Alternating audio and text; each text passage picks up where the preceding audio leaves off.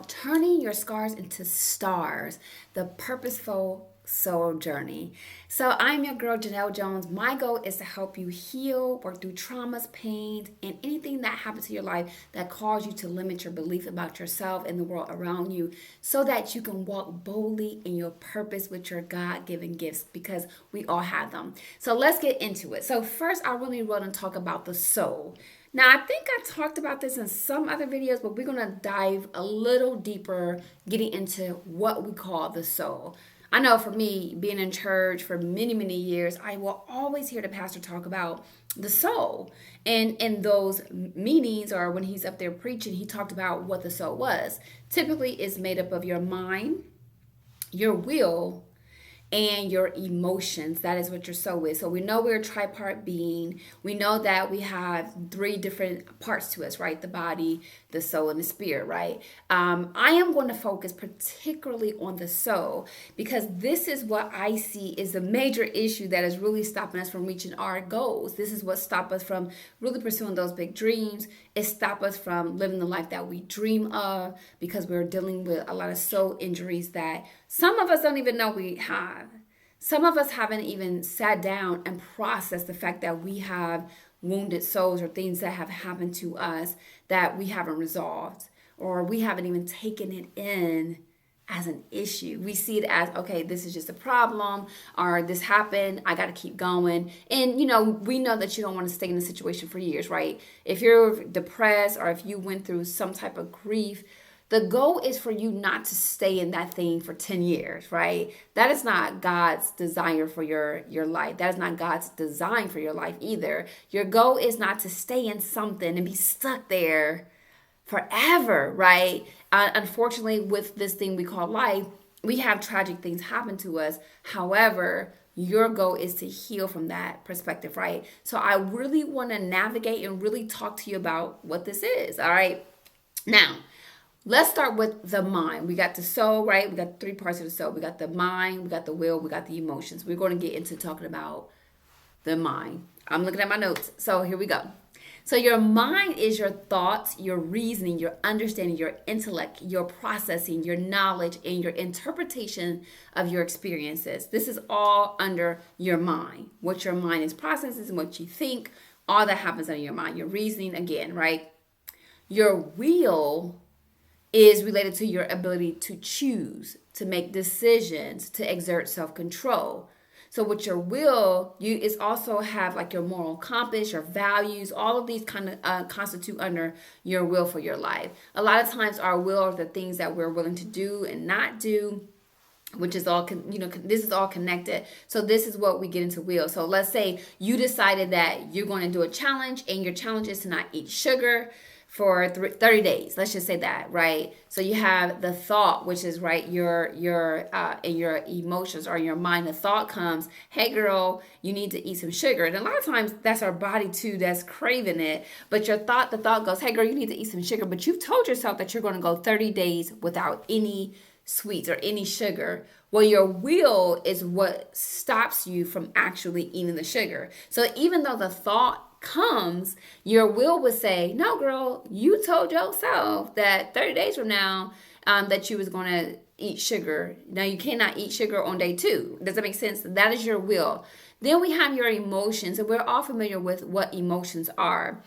Emotions are, of course, a human experience, but there are feelings and affected states that we're in. So signs of emotions is happiness. It's also any fears that you have, any anger, any sadness, anything, jealousy. All of those things follow under your emotions. So we got the mind, the will, and the emotions, right?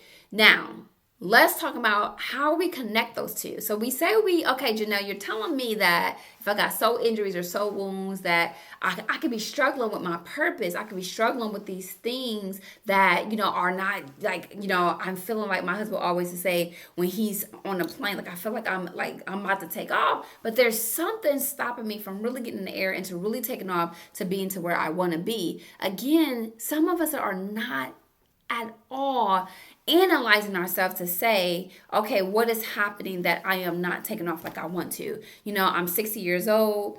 I didn't expect to be here. I haven't met any of the goals that I saw myself meeting when I was 20, 35. So then we get into that midlife crisis. So what is really happening for us to get to a space and we're looking and we're not fulfilled? We're looking to find fulfillment, but it has not happened yet. And a lot of times what we do, and I know I've repeated this, is we look externally. We try to find things external to fulfill us. But what happens is they can't, and we get disappointed, and then we're starting all over again. And this causes other issues, which I'll get into in a minute. So Janelle, listen, you've been doing these YouTube videos. You be coming up here talking about the soul and your purpose. Why do you keep talking about that, Janelle? Why do you keep talking about the purpose in your soul? This morning I got up and I spent some time with God, and I'm like, my mind is, I am like an executor. My mind is creative. I'm always thinking about things, and I've been having to kind of really just sit myself down and kind of like settle and really get clear with God. So I'm sitting here and I'm having this conversation, and I'm thinking, I said, God, what I really desire, and I'm telling you, this has been my desire probably for the last, probably since is a part of my purpose for years, is really to help people heal. That's why I'm a therapist, really to help them heal and see where they are capable of, coming out of the pain, the disappointment, the trauma, whatever has happened to them, and they're able to really control their life. That's why I wrote the book, It All Begins With You. 9 affirmations to help you love yourself and know your worth, because what I was finding was all these things was happening to me. And if you know my story, it was some crazy crap that was happening. And although those things was happening to me, I still had to take, and I was doing some things too. So it wasn't everybody just doing things to me. Let me be honest with you. I wasn't, just getting hit with things. I was doing things too, that wasn't aligned, that was wrong, that was hurting other people. So I have to be honest with that. And really what I learned at that point was, if I really wanted to be where I wanted to be, instead of just talking about it, I had to do the work. I had to do the work despite where I came from, how I grew up, or what has happened to me. And I'm not saying that we're not avoiding what has happened to you, but we're not going to sit here for 25 years and 35 years and 45 years soaking in the things that happened to us that we can't control it because it's in our past. There's nothing we can do to change it. And I saw so many people just going to these levels and they were not moving because they were stuck in their past. And I was like, oh no, like I don't care. We breaking generational curses. We doing something different because I just refuse to be that way. So this is why I'm adamant about this, because I know that if you can begin to do some healing in your soul, your spirit man is good, and your body follows your soul. So whatever your mind, your will, your intellect, your emotions, whatever that is telling it, your body going to do the same thing. So it's your soul where we're having the issues at, not your spirit man or your body, all right? So we often get wounded in our souls, right? We get trauma, we get all these things in our souls, and they really stop us from walking fully and boldly in our purpose. So this is why your girl is dragging it home. So I want to really talk about this. I believe that we all have God-given purposes. God created us. The Bible says before I knew you in your mother's womb. So he created you in your mother's womb. Before you were birthed out the canal into the world, he formed you first and knew you. So he created you for a purpose. I don't care how you got here. If they was in the back of the limo or the back of the Cadillac, I don't care how you got here. You are here, and you are here for a reason. And a lot of times we don't realize that we have a purpose, or that God has given us some gifts for his people, right? I believe that this encompasses your gift, ultimately your design, which will help someone else, right? That is what I believe. And all of us at some point, according to Maslow, is looking for self-fulfillment. When you are walking boldly in your purpose, you are fulfilled. That's why you have a lot of people who are 75 years old and they're not living their life, or they're feeling angry or empty or just mean, because oftentimes they have not fulfilled their purpose. They've been on this earth for 70-something years and did not do the things that they were called to do using the gifts and the talent that God graciously gave them. Okay? Now, how to get into your purpose, that's a whole different thing, but I just want to keep going here. But what happens, Janelle, when we have these soul injuries or wounds and we want to pursue our purpose? What happens when we are not clearing out the healing, that we're not getting healed? We're not even identifying, let's be real, that we have an issue. What happens? Don't worry, I'm going to tell you. So we get into difficulties relating to others, right? This really causes us to have a perception that's unclear. We're withdrawn, we're not tapping into people, we're doing all these things, so it becomes difficulty relating to others. Here's a challenge with that. You are called to somebody or a group of people. You're not just here by happenstance. There's somebody here that needs you. So when you cannot relate to people, it's going to be challenging for people to open up and to receive what you have for them. The next thing is it really wounds you because it causes you to perceive yourself in a negative way. So just think about this for a second. Go in your mind and go to an experience that was not great. You had an experience, I know you had because you're here, that wasn't great, that didn't feel good. Go to that experience. And then I want you to think about, and I'm talking about the worst of the worst experience. I ain't talking about, I didn't find a parking space experience. I'm talking about, Lord Jesus, take me now experience, because that was awful. I'm talking about go to that experience. And when you go to that experience, think about how you perceived yourself in that experience. Oftentimes when we go through stuff, we perceive ourselves as not enough, overwhelmed. We feel like we can't do it. We feel like we have imposter syndrome. There's so many things that causes us to have this limiting belief in ourselves. Does it make sense? So if my soul is not healed and I don't believe in myself, how am I going to help people? I got this $1 million idea, but if I don't believe in myself enough to bring this idea to fruition, who am I going to help? It's going to make me feel like I can't do it. I'm not enough. I don't have what it takes. I don't have the money. I don't have the support. Everybody's out to get me. I don't trust nobody. It's going to have all those things come to your mind. All right? Loss of motivation in the direction. So again, it's one of those things when we get into a space where we're walking into this soul healed, we're looking a lot of times for external things to fulfill us. And a lot of those things we're getting in are not for us. And they're not fulfilling us, which is causing us to have a deeper hole of emptiness. Then we don't have the motivation to do it a lot of times. Or it is something that we're supposed to do, but because we don't we perceive ourselves wrong, or we're trying to figure it out, or we have all these other things going on, we're tired. Okay? Emotional deregulation. So it causes us to not be emotional regulated. How many people do you know on this earth or in your circle, because there's way more on this earth, that are emotionally immature? I didn't hear you. Drop a comment below. How many people do you know that are emotionally immature? What do I mean by that?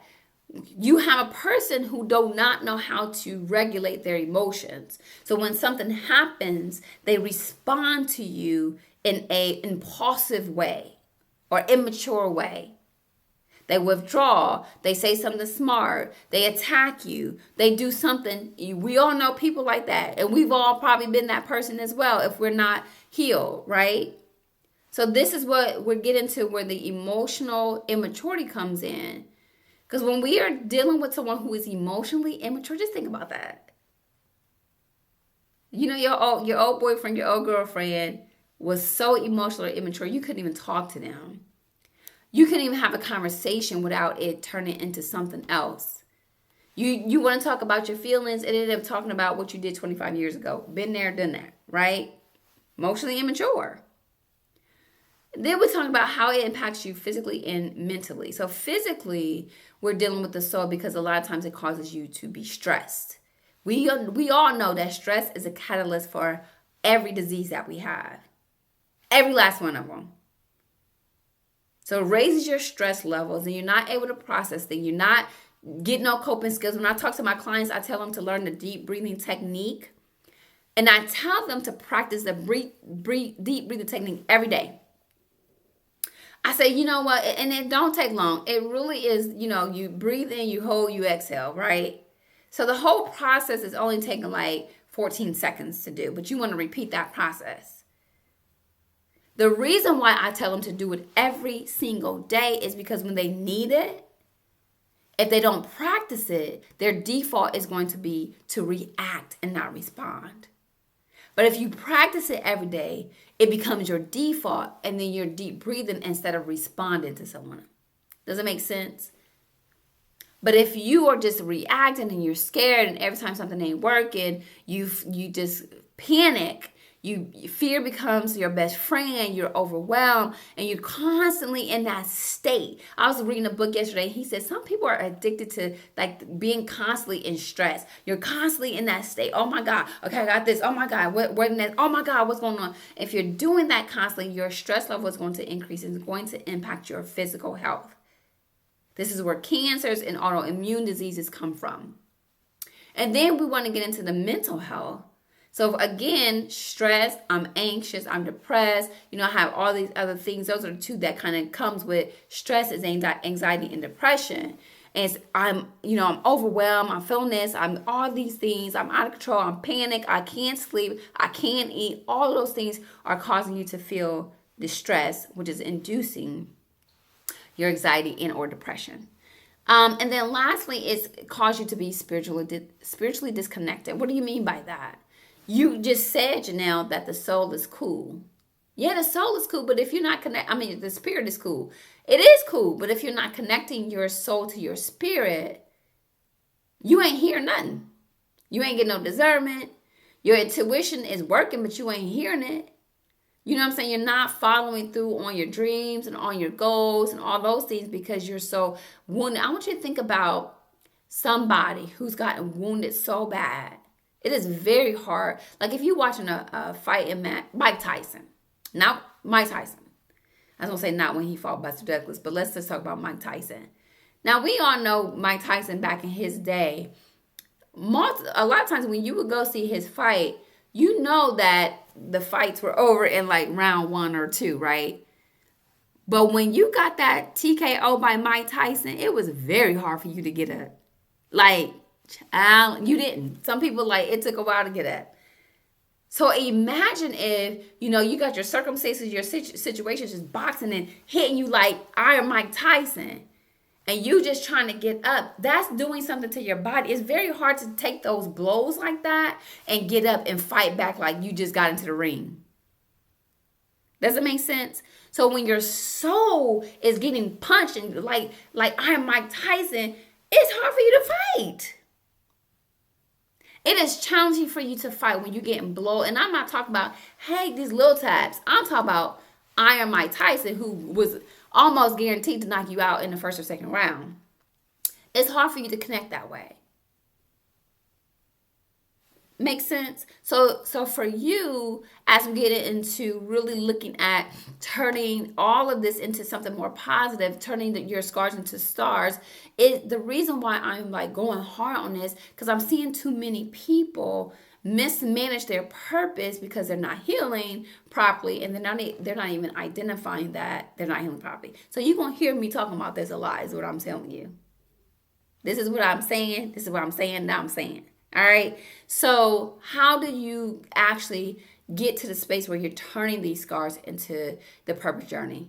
Well, I'm going to tell you next week, all right? We're going to get right into it next week so that we're able to really heal from this. But in the meantime, please make sure you're reaching out to me. You can always join my Bold Book and Balance community at boldbookandbalance.com. And I have a free gift in here for you who is really okay, I need something until next week. There's a link in here. It's just a worksheet that you can download to kind of help you just really uncover some things that you need to look at to see where you are and seeing if you are yourself having some issues with your soul injuries or wounds that is really causing you not to walk into your full purpose. Again, thank you for watching. I'm excited that you're here. It's Janelle Jones with Empowerment TV. Remember to subscribe, join, click a friend, get them in, whatever you need to do, tag on whatever you need to do to be a part of this. And I thank you for watching. Always remember to walk in your true authenticity, purpose, and your power. I'll see you next time.